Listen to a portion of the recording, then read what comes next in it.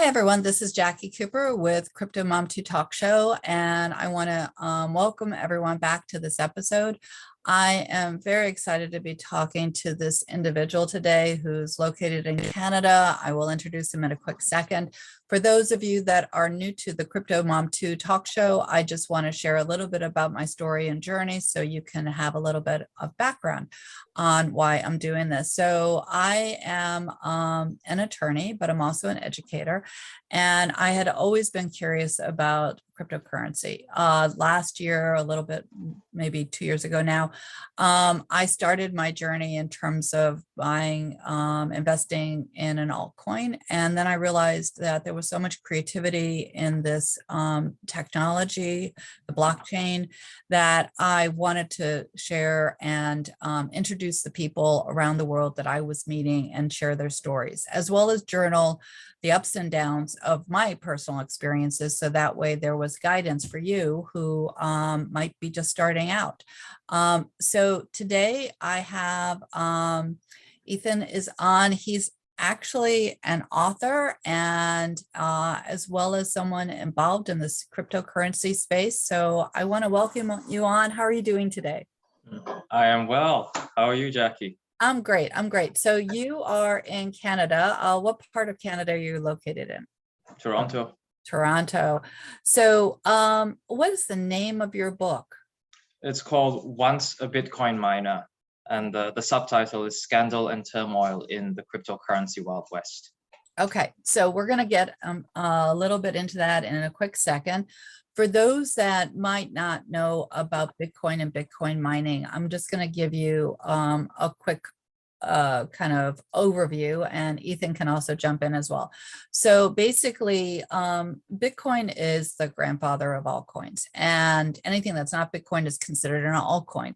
Now, Bitcoin mining is part of the process of verifying that a transaction when you buy Bitcoin is a good transaction, a real transaction. And in order to verify doing Bitcoin mining, you can do it through a rig, a hard computer that uses mathematical coding to crack the code of that the Bitcoin transaction is real. But you can also do it virtually through web-based. Both have different ways that happen. I'm not going to go into that here, but again, how did you, I'm going to jump back over to you. How did you decide on the title of your story and the content of your story? Well, the title is basically what is catchy and has Bitcoin in its name. I usually come up with the title after you decide on the content. Yeah. And the title usually has to be approved by quite a lot of people, like the agent and the publisher. You put a lot of thought into that. But and basically, I think lots of people think of Bitcoin as exclusively something that is very techy. You either come at it from the computer science perspective, or you go at it from the perspective of monetary policy. But I feel there is also the perspective of the human condition, and there is a social aspect of crypto, and there's a story you can tell through the lives of the people in it. And I think for those not technically inclined, you can probably understand it through that sort of telling more than any forms of the storytelling that currently exist. I agree with you. And also for those that are not familiar with why cryptocurrency got started, do you want to share with them the history of, this whole platform? Yeah, so it's not a coincidence that crypto came out in the wake of the 2008 financial crisis. And, back then, the banks basically gambled a little too much, and they really fucked everything up. But then they got bailed out, and there was no justice for what people viewed as what they did, and there was a lot of anger at the establishment. And basically, the fundamental premise of Bitcoin is to enable purely user-to-user interactions, and to cut out the people that the creator felt had done so much bad to the world. Yeah, it was created to give people control over their own finances and, and not have, like you said, external sources have control over that. So the story of your book, before we dive into that, how did you get involved with the area of cryptocurrency? I know I have my own personal story. I realized when Bitcoin went 10 years ago, or whenever Bitcoin got started, I kept thinking it was cute. It was going to kind of pass by. And now looking in retrospect, I thought, oh, how narrow-minded was I, and that's why I kept searching for individuals that I could tap their wisdom of understanding so I would feel comfortable. And luckily I did have some mentors in this area. And that's why I started CryptoMom too, because I just know there's so much information out there, some of it true, some of it not true. How did you get involved? Yeah, I feel everyone has one of those personal stories, and they're all different, and it's always so fascinating. So for me, I actually first heard of Bitcoin in like 2012.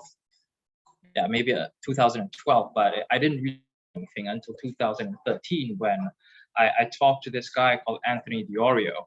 And to some of you, this name might be familiar because he went on to be a co-founder of Ethereum. But back then, he was just, there was no Ethereum, he was just a regular Bitcoin guy. And so I was interning at a newspaper back then, so I was interviewing him, and it was quite inspiring what he said. And so I ended up investing in Bitcoin after talking to him. And then right after I put my money in, Bitcoin fell 50%, and I was very angry at him. And so back then, Bitcoin was $1,000, and it fell to about 500. It fell even further, but for some reason, I bought even more at when Bitcoin was at 200. So that was probably the best decision I ever made in my life. And I think only half of it was based on the rational part of the brain. I don't know, like the other half of why I did it. I still don't know why, but that was what started my journey. And after that, I just went deeper and deeper into that space. So as you dove deeper into the space, how did you come across the story that you wrote about and that's in your book right now? How did you find that story? So there are lots of stories in the book, and they're tied together by my personal journey. And one of the highlights is that I ended up going to North Korea in 2019. And as you know, North Korea is subject to lots of economic sanctions by the US and by the world. And the reason the US is able to impose these sanctions, which, critics say sanctions don't work, but they're actually quite devastating to the targeted countries. And it's largely because of the dollar dominance. When the whole world uses the dollar, you get to exert a lot of influence over the infrastructure used to move it. And cryptocurrency theoretically cuts at the heart of that. And whether North Korea is sophisticated enough to actually use it to break sanctions, that's another matter. But in theory, it's a very powerful tool. And so North Korea has been accused of lots of shady things with respect to crypto. It's been allegedly hacking exchanges in South Korea, doing a lot of mining, etc., etc. And so when North Korea announced the crypto conference, I was very excited. I thought, it's hard to go to North Korea, right? Yes, it is hard. I was thinking that before you said that. So I thought it was a golden opportunity to see for myself what was going on. So that's and then after that trip, someone who was there actually got arrested by the US, Virgil Griffith, and his trial is coming up September 27th. So it is lit. We are recording right now on Saturday, September 25th. So when I share this out with everyone, which will be within the week, he will be currently on trial. So tell us more about what's going on. Mm-hmm. So Virgil Griffith, he's at the time, he was the head of special projects at the Ethereum Foundation. So he was a very big deal in the crypto world, and probably the biggest deal of all the eight of us. So there were only 8 foreigners who went to North Korea, and he is basically being arrested for what he said at the conference. The US is accusing him of teaching North Korea how to use blockchain to evade economic sanctions, and he faces up to 20 years in prison if he's convicted. And the defense, it's not disputing the fact that he did go to North Korea, then that he did give a talk. But the defense is expected to say, and I should say, you know, when you're innocent until proven guilty, so that you're under no obligation to defend yourself. But the defense is expected to say that all he did was present publicly available information, you know, stuff you can find on Google. And having been there, having listened to what he said, I'm inclined to agree, but how relevant that is in terms of getting an acquittal can be quite subjective, because the prosecution is going to say that just because it's publicly available doesn't mean it's not considered as rendering a service. And in the court documents, an analogy that the prosecution used is that if there is a textbook, it's publicly available, but a student may not understand everything. So if a professor elucidates that information for the student, he is rendering that student a service. So I think it's quite a subjective thing. So whether he walks or gets thrown in jail, it could be a toss-up. Where is this trial happening? New York. In New York. Okay. All right. So is the trial getting a lot of publicity or not? Do you know? Yeah, I think it'll be, well, back when he got arrested, that was it was very widely reported, and so I'm expecting a lot of media to be at the courthouse.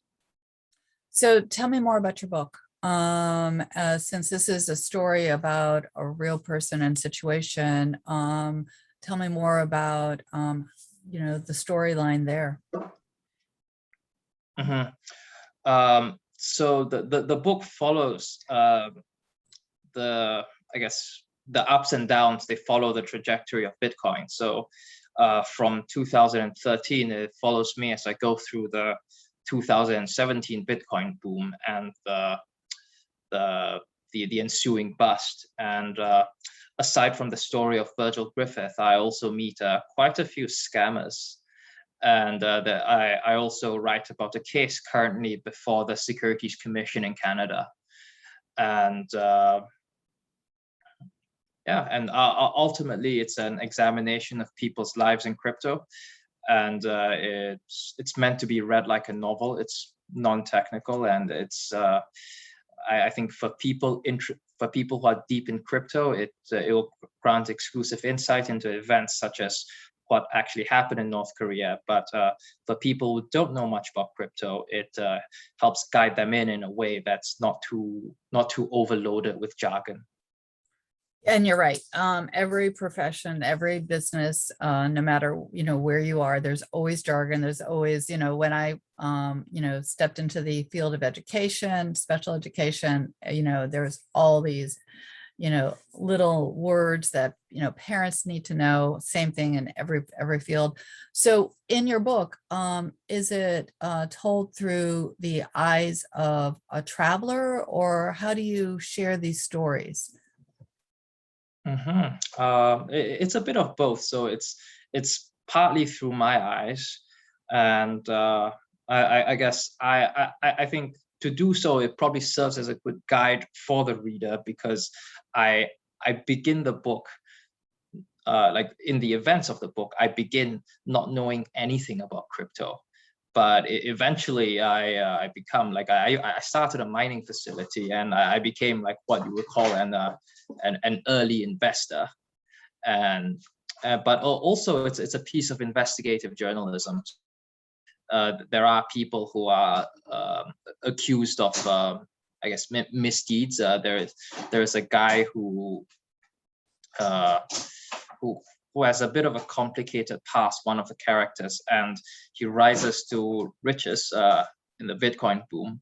But then when the prices fell, everything gets taken away from him, and people turn against him, and ultimately everything was for nothing. And so it tells the story through their eyes as well. And there's a lot of interviews being done, and a lot of freedom of information requests and court documents. So, one of the things that I should have done at the top of our interview, but for those that are following our talk show and who are also familiar with YouTube, there's a block below. And so I will definitely have ways that you can, access the book. Ethan, how can people actually get a copy of your book? What's the best way for them either to contact you or get a copy of the book? Well, it's going to be available wherever you buy books. So I guess the easiest way is probably Amazon. But you know what they say, like lots of people hate Amazon, and, right? And especially independent bookstores. So I would say if you don't mind going a little out of your way, maybe try a local independent bookstore.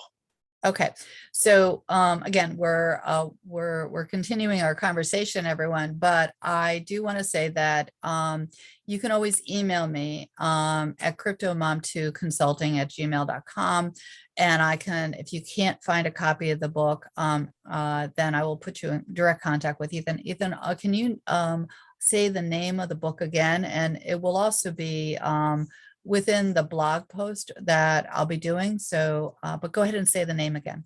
Yeah, it's called Once a Bitcoin Miner.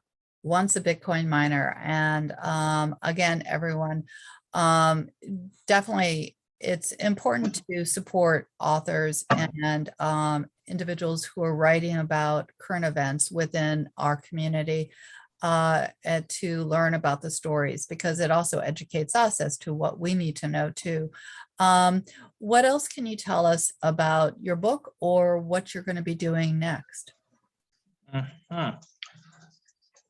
Well, with respect to what I'm doing next, first, I will be going to New York to observe Virgil Griffith's trial, and so I did have a chat with the defense quite some time ago, and the prosecution hasn't reached out to me, and usually, before a trial, they prep their witnesses, and I talked to defense like a year ago, and nobody has reached out to me. So I'm assuming nobody wants me to testify, and I think for good reason, because as we discussed earlier, there's no dispute between the defense and the prosecution as to the facts of what happened.